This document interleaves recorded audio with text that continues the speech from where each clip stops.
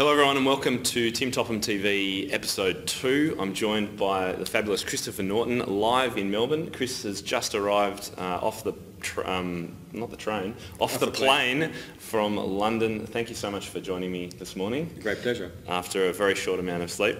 And today's podcast is all about improvising again, but this time a different take. Chris has got quite a different way of approaching improvising from Daniel, who we spoke to 2 weeks ago. And the title of this podcast is Using Improv to Create a Musician for Life, which I think is fantastic and something we should obviously all be aiming for. So, welcome Chris. How come you're in Australia? I've been asked to do various presentations, particularly for ANZCA, the Australian New Zealand Examination Board, and I'm working in how many places?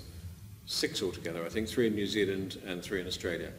Right. And so I'm just doing various teacher and student events across Australasia. Okay, and what's the focus of those? The focus is particularly the new syllabus. I don't know if it's a new syllabus, but the syllabus which ANZCA is promoting, which involves improvisation, is particularly using American popular piano.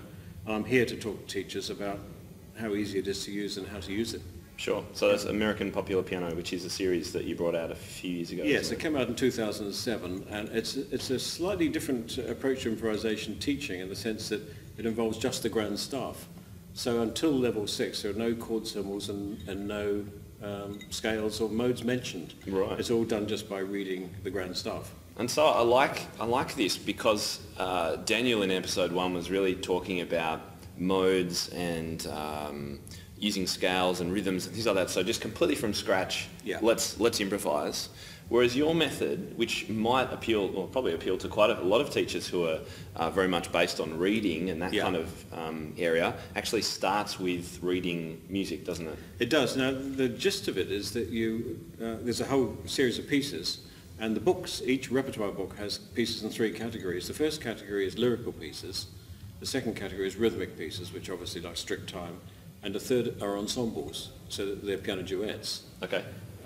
And the ensembles have backing tracks as well. I mean, it all sounds rather sort of over complex perhaps, but it works out easily when you sort of look at it in detail. But the idea was that we wouldn't put backing tracks on everything. Right. So that that becomes an ensemble aspect. It's not just there for the sake of having a backing track, but it's there because you're thinking about the fact that it's a different type of ensemble. Yeah. Anyway, the student gets to choose a lyrical piece, a rhythmic piece, an ensemble piece, say, like a syllabus. And in fact, with some of the examination boards who've taken this on, that's what happens. It's like the old-fashioned notion of ABC, if you like, lyrical, rhythmic, and ensemble.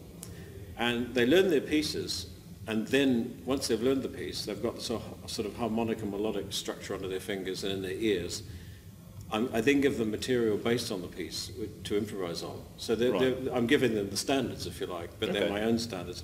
And one thing this is a funny thing to admit, but it's an oft-told story by me, but it's still a good one, and that is a guitar-playing friend of mine in New Zealand, who I'm still in contact with, was a wonderful improviser, and I asked him, how do you do it? This was years and years ago.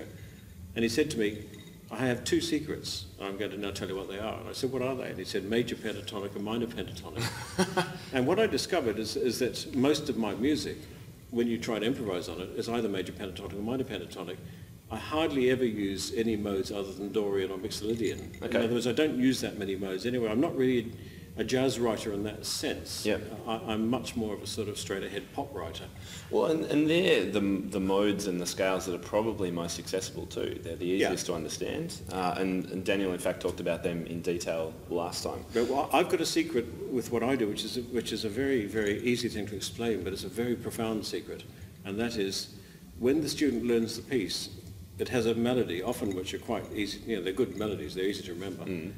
But when you analyse how many notes there are in the melody, often there aren't that many notes, and often there are 5, sometimes there are only 4 notes. And what I do is then say to them, when you improvise on this piece, you use the same 4 notes or 5 notes that were in the original melody. Yes. And that isn't necessarily a whole scale. It might be the bottom 4 notes of a Dorian mode in theory, or it might be a pentatonic scale with an added note. Right. I mean, pentatonic minor, for instance, is D, F, if it's D, is D, F, G, A, C. Yes. Yeah. But I often go D, E, F, G, A, C. Okay. In other words, I'm effectively using hybrid scales in my pieces. So therefore, when they improvise, I give them that hybrid scale. I don't say what the scale is. I like the idea of a row of notes. It doesn't matter. Which is the notes you've been playing. Yes. Because your hand's in the position anyway. And don't get hung up on theorising about something over the top of that. Do you understand the theory? I mean, you see what I mean? It's a very simple idea, but it's a very profound one. Yeah. It's a bit like trying to do a classical improvisation on a Beethoven piece and saying the only notes we're going to use are the notes in the original melody.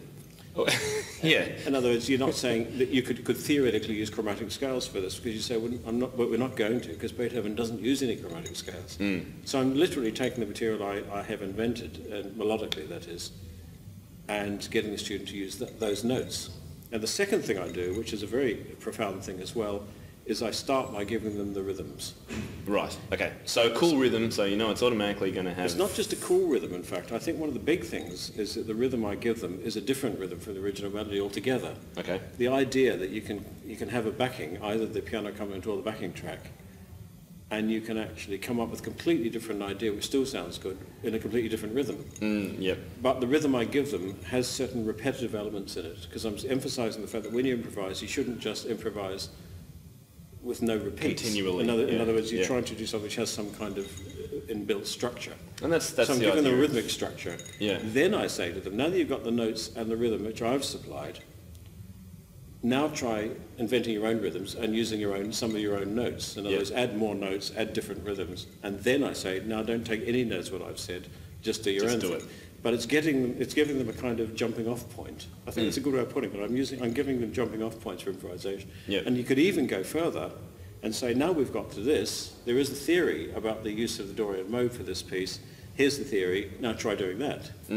Or even say, now let's try using a Phrygian mode for this one, and give them that and say, now that you've got used to the idea of doing your own thing, see how delicious this can be with a sharp fourth note. Yeah. So all the workshops I do, the children start off with absolutely everything given to them, and then gradually I say to them, now you add something, now you add something. And the funny thing is, all the workshops I do, nearly everything that happens in groups, children start to add notes and rhythms without me telling them. Yes. And I always say to them, aha, when somebody adds a note or a rhythm, and they love this, I say to them, this changes everything. Because now, and everybody in the group is very startled when I say, I've just heard somebody add like a sharp sixth note. Is that going to be a bad thing or a good thing? And I'm saying, you've just added that. That means everybody gets to use it. Yeah. And they love that. Yeah. And I think the idea that they own their own new additional ideas is a very powerful one as well. So that's the kind of theory I'm operating on. Yeah. Okay. It sounds quite simple in principle, but in fact, as I said, it has a certain profundity about it when you try it out in practice. It's lovely. Yeah. So backtracking a second, I just want to make sure we've captured everything. I'll put some instructions. I might put actually a bit of a sheet about modes and these pentatonic scales, just a list and how they all work. Yeah. Because we've mentioned some Dorian and Mixolydians and things, and teachers might be going, I don't know what all that means. So I might just put a couple of notes about that. But in all honesty, what you're saying is that if you use the APP books, the American Popular Piano books, it actually doesn't. You don't need to know any of that stuff, because once they've learnt the piece, in the improvisation section, you give them the notes that they can use. Yeah, and I give them the notes which they've already been using. Yes, that's right. The notes that originally made up the melody in the first place. Yeah. So I think we might just have a chat about this cheat sheet that Chris is very kindly sharing with everyone. And this I'll have a link to on our show notes. So the show notes for this will be timtopham.com/episode 2. And this is Chris's 10 tips on teaching improvisation. And you've kind of just gone through them, a basic overview of them. But what we might do is just go through each of those steps just briefly again now, so we know what's going on. Sure. And I'll just ask you questions in case I don't quite understand anything. Yeah. So the first step is learn the piece first. So what piece are they learning? Well, that's their choice. And the thing is, AmericanPopularPiano.com has pictures of all the book covers. If you click on the book covers, you actually get an audio performance of every piece. Okay. So the students can actually hear the pieces, and what often happens is they decide which piece they'd like to learn or pieces they'd like to learn by hearing them. Right, okay. And so, are they graded somehow? Yes, they are. There's actually 8 levels. Okay. It's American levelling, so it's easier than Australian levelling. It's very confusing. Which is nice. It's the same levelling as Piano Adventures and Hal Leonard. Okay, sure. In fact, when I did this series, I looked at those books particularly and made sure that none of the things in them are any different. In other words, Right. we introduce quavers at the same level, we introduce dotted notes at the same level, etc., and so on. So it can be used alongside a method book? Yes, it can. Yeah. Alongside an American method book, ideally, but just because of the leveling. Yes. But what's interesting about American popular piano is it goes up to level 8. No American series does that. No. So I'm on uncharted territory Right. there, if you like. But APP has taken them on all 8. Well, actually, I say 8. There's actually 9 levels because it's a preparatory book, and then there's 8 levels. They've taken on a whole lot spread across their grades. And so if you look at the APP syllabus, I think, so let's try that again. If you look at the ANZCA syllabus and see where APP fits in, it's fairly clear to see where the pieces sort of roughly fit in. So I might put a link to that in the show notes. Yeah. Because I've seen that document online. That would be Yeah. quite helpful. Okay, so let's say we've got a student who's grade 1 level-ish in Australia. Yeah. Let's say that's, I don't know off the top of my head. Let's say that they APP open the book, level. APP level 1. Level 1, I great. mean, I think it's quite good being the same level as though it's grade 1, because the improvisation is so different, if you like, that people who are doing grade 1 piano still find it quite nice not to be playing pieces which are too difficult. Really difficult, absolutely. So I think in a way it works okay to actually, if you're grade 1, go for level 1, if you're grade 2, go for level 2, and so on. And we're all big fans in Australia of playing as many pieces as possible. And it makes it at a possible to lesser play more level. pieces, yes. Yeah, that's right. And APP is an ideal thing because everything in the book is leveled the same. They're not graded through the book, so there's nothing progressive in the book. Yep. So you can open the book anywhere and it's all the same level. Okay. I think that's quite a useful point to make. So they choose a piece, and for instance, level 1, they might choose a piece which I've used quite a bit called The Girl on the Beach. Yes. Which is a bossa nova, and it's one of the rhythmic pieces. It's only got 4 notes in it, which is nice. And it's a duet, so the teacher's got a nice little bossa nova accompaniment, and the student has got a right-hand melody which has got 4 notes altogether in it, and some left-hand chords. And this is an important point, all of which are inversions, because in fact what I discovered with APP, as it's now being called, is that I've used chord inversions right from the beginning, right from the prep, all the way through. There's hardly ever a root position. Okay, this is in the left hand. And the left hand. Yeah. And it means that by the time you get to level 6, you've played chord inversions, including 3rd inversion, 7th chords, even 4th inversion, 9th chords, without knowing what they are. Right. But you've got the feel of them, the sound of them. So by the time at level 6 we start to introduce the theory of the chord inversions, you think, oh yeah, I've already done that before. Yeah, that was level, what level? Level 6. Level 6, Yeah, level okay. 6 to 8, actually, the improvisation suddenly introduces theory of scales and chords and chord symbols and all that sort of thing. Okay. But up to then, it's all done with grand staff. Right, okay. So you learn the piece. Yep, so that's step 1, learn the piece, choose a piece Choose and a learn piece, it. and it's a nice little piece to play, and you've got the flavour of it, and you've also got the notes which you use. So that's point Okay, 1. and there's a teacher duet with some of them? All of them? Well, the ones where there's improvisation, now this is a complicated thing to explain, and I apologise for this, but where there is improvisation, there is a backing track. Right. But there's a teacher accompaniment for the ones that were originally ensembles. Okay, so there's 3 types in the book. Yeah. You've got the rhythmic pieces, Yeah. which are solos. Yes, the solos. You've Lyrical got pieces. Lyrical pieces, which are which are solos. solos. And you've got teacher duet. We've got And you've got duets. duets, which have got a teacher accompaniment.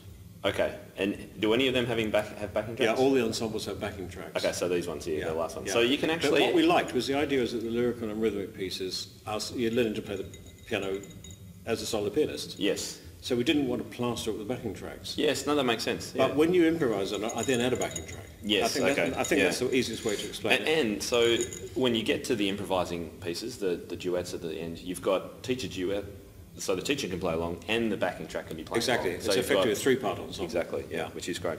All right, so we've learnt the piece. Step 2, Yeah. start with a beat. Yeah. What do you mean by that? What I mean by that is taking the backing track or the teacher accompaniment, although the backing track's the best thing, you ask the student to clap a beat.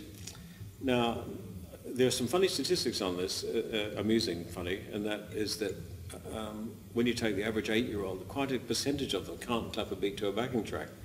Right. They're just not quite used to the idea of separating the beat from the rhythm. Yes, I find that. You yeah, find that, absolutely. you yeah. think that everybody could, but in Yeah. fact it's a bit of a concept. One thing I've discovered though, I'm just going to have a sip of water No problem. in order to put it down, and say that one of the hardest things to do if you've got a backing track which goes dum, dum, dum, let's say, to do that to just clap, because it's a very percussive sound. So what I found is much better is to go, Okay. or anything, and the kids love that. I mean, in other words, making that, or more like a beatbox. Yes, Hit sure. your chest for the first beat. If I do that with students, they much prefer it to going. Yeah, I can imagine it's a bit more fun, isn't it? Yeah. So I'm suggesting straight away that you ask the student to do a beat, but don't ask them to do a difficult beat. A difficult beat is clapping.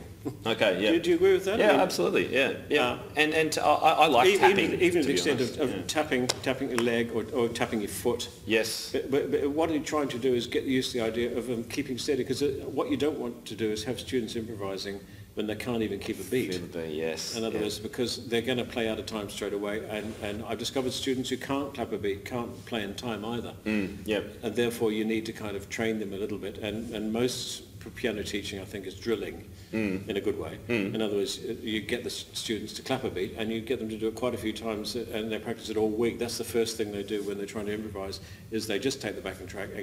And the second thing is not just to clap, but also to think about, to say to the students, here's what I mean by a beat.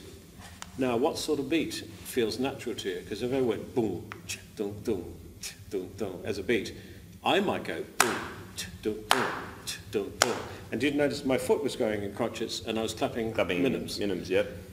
Often students clap minims. Right. They don't That's the necessarily natural kind of feel. And therefore to a bar. Yeah.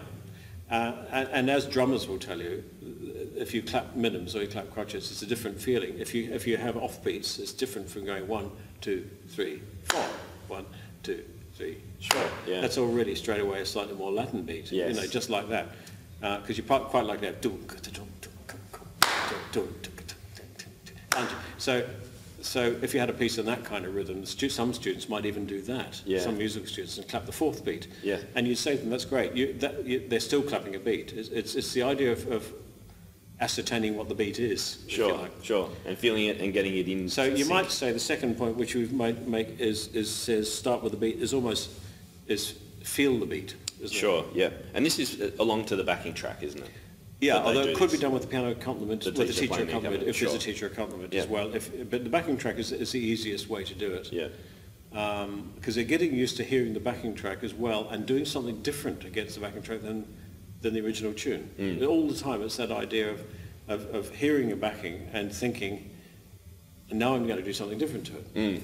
Sure. Okay. So they've got a beat. They're playing. They're tapping a steady beat along to the backing track. Yeah. Step 3: clap a given rhythm. Yeah. So what's this rhythm? Where's that? Well, come the from? rhythm, the improvisation in the American Part of Piano books is in the second book. There's a book of repertoire, the lyrical rhythmic ensemble, but the second book is called Etudes. Okay. It's level 1 etudes. Now, etudes makes me think of Chopin. That's right. And etudes means studies. It's improvisation studies. Okay. Improv Yeah. studies, Again, we apologise for the terminology, Yeah. but it's become known as APP etudes. So that's what it was called. Yeah. But basically, the etudes has 4 modules for each piece, each etudes book, and they have the same format within the module. And the first thing you do after the beat is I give you a rhythm to clap to the backing track. It's a pretty simple rhythm. It's usually easier than the original rhythm was, but it is different from the original rhythm. Okay. And at the low levels, it would be crotchets and minims. It's just It'd be quite crotchets and minims. straightforward. It's very straightforward, but in fact, when you hear the backing track with it, often it's quite sophisticated, in effect. I mean, kids clap it and actually think, actually, that sounds great. Even though... And the other thing I do, just as a tip, is if you had... Here's a rhythm, for instance, you went...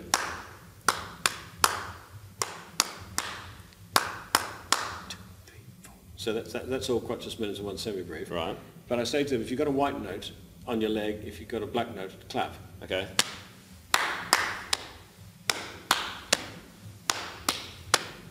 And then reverse it.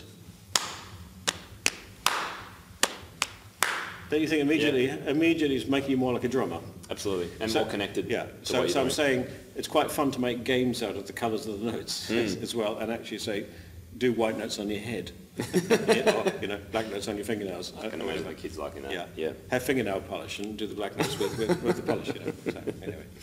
Okay, so they've got the rhythm. So they've chosen one of the modules in the Etudes book, and they've clapped along to the backing track the actual rhythm that's written in the book. Yeah. Yep. Great. All right. So then step 4, you say play the rhythm on one note. Yeah. That's going to sound very boring, isn't it? It's going to sound quite good because, Okay. in fact, the one note, if it's in C major, it'll be C. You take the key note, so the teacher has to make a quick decision as to whether the piece is major or minor and what the last note is like to be, and use that. Sometimes it's slightly ambiguous, but mostly it's fairly clear.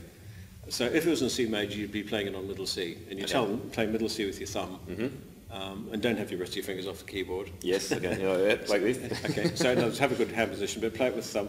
The thing is, when the backing track's playing, if in the Girl on the Beach is a good example, it goes D minor, sort of G7, C major 7, F major 7. It's a kind of cycle of fifth thing.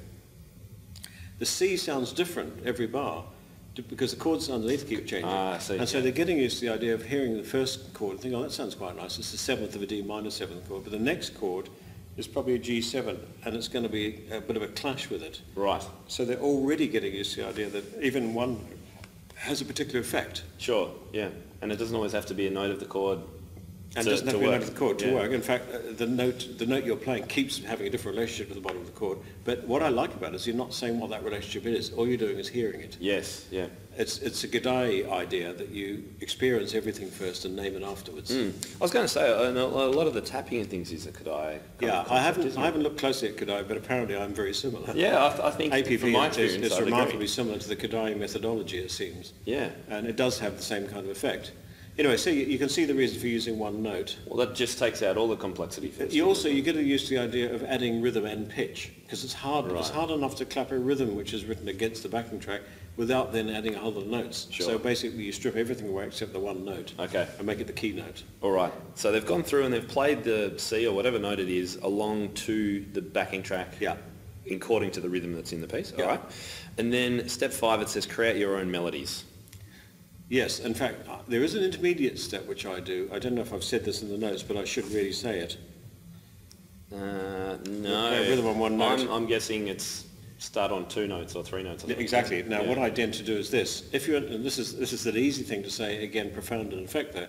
If you're in a major key piece, I start by using the notes of the major pentatonic scale. Okay. So C major, you go C and then C and D. And I don't mean C and D together, I mean C or D. Yeah, so you're saying using that rhythm, just alternate. Yeah, between the two notes. just saying use C or D. You can start on the D or the C. You don't have to. You can play a whole lot of repeated Cs and then have one D. Right. But just try various combinations out with that rhythm with only 2 notes. And then once they've got that, even while they're still playing, I say, now can you add E? And so you go C, D, E, and then the next note isn't F, it's G. Yes. And the next note isn't G, it's A.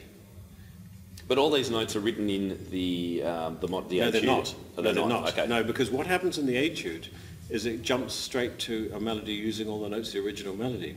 Okay. If I'd done all those steps, it would have ended up a huge, huge book. Yeah. But what I've discovered is very good is the idea of stepping it bit by bit. So you introduce 1 note, then 2 notes, then 3, then 4, then 5, quite quickly, and you end up with all the notes in the original piece, which are on the right-hand page in a little box. You can see them as a teacher. You can see at a glance how many notes you're heading for. Right. Okay. And if it's a minor key piece, you tend to use the minor pentatonic. Right. Only I tend to use the second degree of the scale. So A minor would be A, B, C, D, E, G. Okay. In other words, a minor pentatonic scale with an added second note. All right.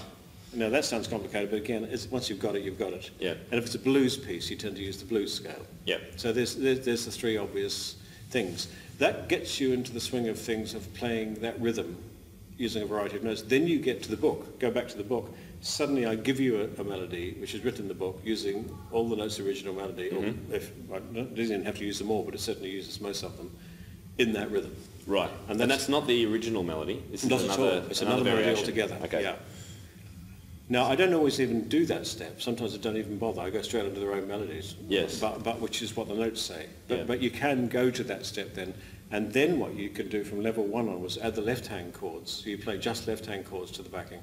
And they're all inversions. Okay. And then, of course, the next step is you put your hands together. Right. And that's surprisingly hard. Oh, I'm sure. Yeah, absolutely. Yeah. And yeah. therefore, the book, although it looks straightforward, when you try it, you think this is nothing like as easy as I expected, but neither is it as hard as I expected. Yeah. It's a kind of nice combination, but students, in a way, need to get just really comfortable with all the elements before they start putting it all together too quickly. So you don't need to rush into it. You can say to them, we're going to do this for 5 minutes in the lesson along with other things you're doing, and then I'd like you to do a bit of that every day. Yeah. And I think they'll enjoy it. So it sounds like there's a lot of opportunity for variation in the books. Like you can play the original, you can do simple improvisation, you can look at the tunes that you've improvised. It sounds like there's lots of different ways to do it. I'm trying to do it so that teachers end up feeling a bit more creative about the whole thing as well. Yeah. But while giving them a grounding too. Just going back to the individual notes though, what I've discovered is that once if it's the C major and the students have played the note C, D, E, G, A, sometimes the student will play the note B, or even the note F sharp, or the E flat. In other words, they realise there are some blue notes which might sound quite nice. That's kind of what you're looking for. In other words, they start to hear notes that aren't in the scale, which still fit the backing. Yeah. And the same with the rhythm. The moment a student starts to depart from the rhythm, like does a little syncopation, you say, aha, why did you do that? And they say, because it felt right. And I say, well, okay, this changes everything. Yeah. Now we get to now we get to do your rhythm. Forget about mine. Mine was good. I will say that. Yeah. But yours is better. So do you find that happens? That students, they kind of almost make a mistake, they would think. Yeah. But in fact, sometimes a mistake that's what you want. Sometimes a mistake is an instinctive move, because I'm a composer. Often, what appear to be mistakes, I think it is your brain putting your fingers into a position for a good idea. So you're looking for mistakes to happen in a sense. Yeah.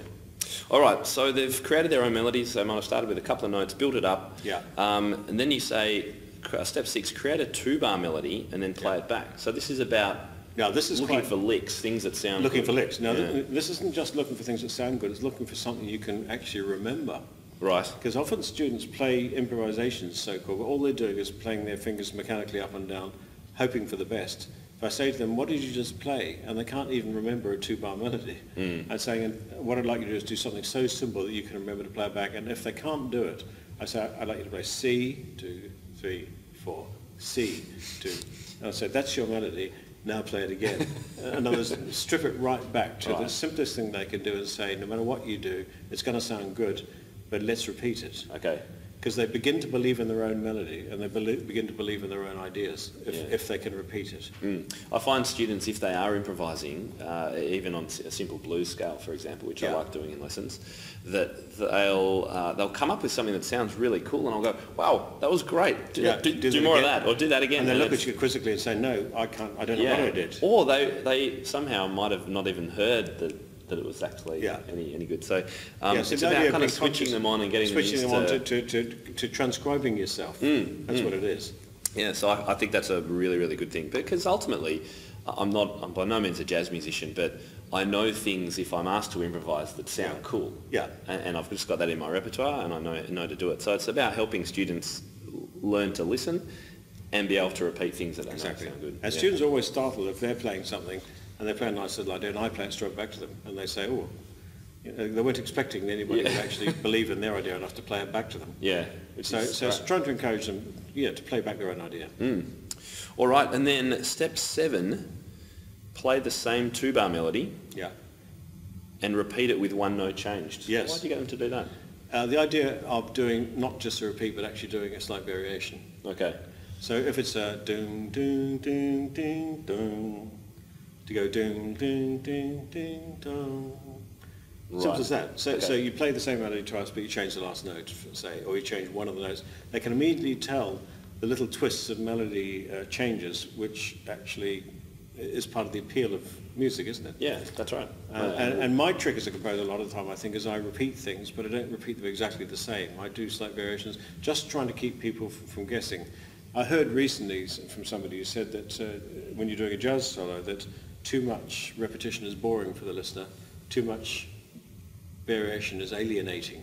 Right, yeah, that's a good way to put it. In other words, audiences want to hear a certain amount of repetition within a solo, but they also want to hear a certain amount of variation. So there's a fine balance. It's getting that balance between repetition and variation. Yeah. So in other words, it wouldn't work particularly to have a solo in which you only repeated the phrases exactly the same. Yes. Yep. So getting used to the idea of that subtle variation, which jazz players almost automatically do. They play a little lick back, but they'll play it back with slight variation.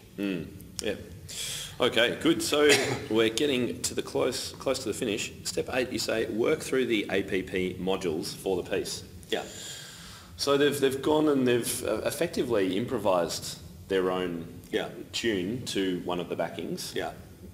Why do they go back and then learn Because these ones? because they're adding the left-hand chords. Ah, okay. In particular. One of the things about the left-hand chords as well in APP is that every module, the left-hand rhythms are different. It's the idea of getting used to the idea of having chord positions for the left hand, which are quite easy to play, but you don't play the same rhythm all the time. In other words, you have continual variation of the left-hand rhythms as well. Okay. But that's the hardest thing to do, and often when I'm doing group improvisation, I don't get round to both hands together at all. I just don't have time. But if they do it, they can see there's a lot of pleasure from the combination of the sound of it. Because once you've got inverted chords and these nice pentatonic or Mixolydian melodies or whatever, you're starting to sound like the real thing. Yeah, that's right. Yeah. It's great Just to like get that. out of root position too, isn't it, in the left hand? Exactly. Yeah. All right, and then you've suggested start to use grace notes, pedal notes, tremolo chords, etc. So it's about just adding those little touches Adding those and coloration flourishes. things, because when I do that, students always look, I say to them, would you like to do that when I do something like a tremolo or a grace note? And they say, yes, we want to do that. And So like kind of sliding off a note because and that sort of thing. it's making them sound more like guitar players. Yes. Because jazz pianists, if you ever talk to a very good jazz player, say, where do you get your ideas? They often say horn players or guitarists. All right, In other words, because they can all play the same thing as each other, including the effect of bending. Or pedal notes, of course, is where you have open strings on a guitar or a violin sounding above or below the melody, and that's a very effective thing on the piano as well. Absolutely. So yes, So just, would you demonstrate? yeah, I do. Demonstrate Just some ideas. colouring it up. Yeah, great. And then the last step, step 10, try some free improvisation. Yeah. Improvisation. Now I do this quite a bit, where there are some pieces which are a bit more sort of atmospheric and ethereal, and I get them having it like a repeated left-hand figure. Might be. There's one. I'm just thinking aloud of a piece called Seabird in the Connection series, for instance, where you have it's a Mixolydian piece. So you have DA in the left hand, followed by CG. In other words, it's in D minor of sorts, but always has a flat seventh, and just going boom, boom, boom, boom. So a bit like a Debussy piece. And then give them a little scale and say, now let's just try something where you just keep playing as long as you can. Right. Okay. Over the top. And they love doing that, students, and the idea of having something which is much freer as well. So I like to mix it, and the books do actually do the same thing. Right. Okay. Wow. A lot of information. Yeah. And I have to say, I remember the last time we actually caught up in person would have been 4 years ago, I think. And Chris presented this exact series at the conference. That was and the interesting thing was I had a couple of little girls who were not improvisers. Not at all, no. And they did it in spite of themselves. They almost looked startled at their own efforts, didn't they? It was quite telling. Absolutely. And the teachers, I know, were all, they loved the idea that they could get kids improvising using something that's written down, because it's very kind of, it's a bit of a safe way to start. Which is why I'm very pleased that ANZCA is the first Australian board which has taken up this APP for improvisation. So that's why I'm here, is really to actually just hold the hands of teachers further and say, look, it is very easy to understand the principles of it. Let's just have a go, and you'll suddenly realise that it's a liberating kind of thing to do, and it can be added into your teaching program. It doesn't have to become your teaching program. Sure. It's just a very nice little adjunct, if you like. But the funny thing is, and this is my final point perhaps, is that I've discovered that if students get to do their own thing, it's getting them along the line of playing the piano for the rest of their lives. I wanted to ask you about that. Yeah, because I feel as though if students improvise and find their own voices, that's much more likely to make them play forever more than to play a whole lot of pieces from books, if you like. Because it's self-expression in a way. In the end of the day, everybody likes the idea of sitting down at the piano. I was very struck by this. This is not just self-expression as well, because I do a lot of work in schools, and I was at a school the other day, and the teacher turned to me quite casually and said, it's so-and-so's birthday, can you play Happy Birthday? And I said, sure. Whereas a lot of people think, no. Or I don't know how that goes. Yeah. So what I'm saying is I think learning to play APP, you're not just learning to improvise and have self-expression, you're kind of learning to get your way around chord progressions. It's got a lot of standard chord progressions in it as well. So it's giving you a vast repertoire of standard chord progressions without you realising as well, which means if you did have to improvise something or even play just the tune of Happy Birthday, you're in with a chance, instead of no chance at all. Right, which is great. You know, those kind of skills are so important, and I think I've joked in blog posts before about how I wouldn't be surprised if I could go to a conservatory and ask a top-level piano student to improvise something, play Happy Birthday with some chords, and they might not be able to. Yeah, that's right. I think it's really fundamental to understand that chord structure and be able to make things up. It's what I enjoy doing. And I think, in fact, if you go right through to the end of the course, 6, 7 and 8, you've ended up with a whole lot of information about chord symbols and chord inversions and chord functions as well. Which is, and I do describe the course as chords 1, 4, 5, etc. But what's quite funny about what I do as well, there's a standing joke I've got, which I say at others' podcasts, I can't use it very much live anymore, but it is true. Somebody once said to me, why haven't you got chord symbols on the microjazz books? Right. And I said, I don't want people to find out how few chords I use. But in fact, a lot of the time I am using quite a small number of chords, but when you actually try and improvise on them, like I get a jazz player to play riff around on some of my pieces, I discovered the actual implied chords are very not very complex, but they're quite sophisticated. Sure. And when I've tried to actually analyse the chords, somebody said to me, could you give me a chord analysis of Dreaming? Dreaming from the microjazz collection. It's been a very popular examination piece. But anyway, I thought about it. I thought it was C major 7 and D over G, C over F, E flat major 9, D minor 7 sus. In other words, the chords in it were like ruthlessly jazz chords. Yeah. But I hadn't written any of them down. And kids loved that piece, but they wouldn't be interested up to about the age of 14 in knowing what any of those chords were called. They just like the sound of it. That's it. But beyond a certain point, they suddenly think, I wonder what that is. And the reason they want to know, perhaps, is because they'd like to be able to use that information to play their own chords on, or in another key or whatever. Yeah. So I think that's why I'm saying this is a path to musicianship. Sure. Yeah. Not just a path to improvising on my pieces, but actually a path to general musicianship.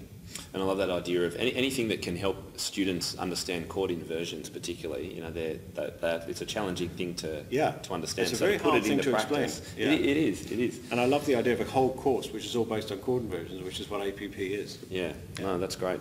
So, and look, I'll put, obviously Chris's cheat sheet will go in the show notes. Thank you very much for that. It's a great reference. I'll also put links to the APP books so people can see them and some screenshots and that sort of thing.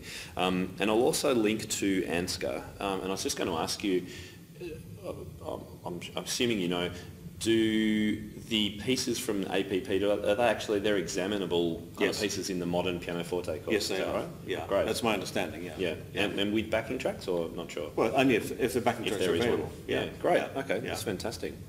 So we better just quickly sum up your upcoming workshops. Yes. So you're in Melbourne this weekend? No, I'm in Brisbane this weekend. Okay.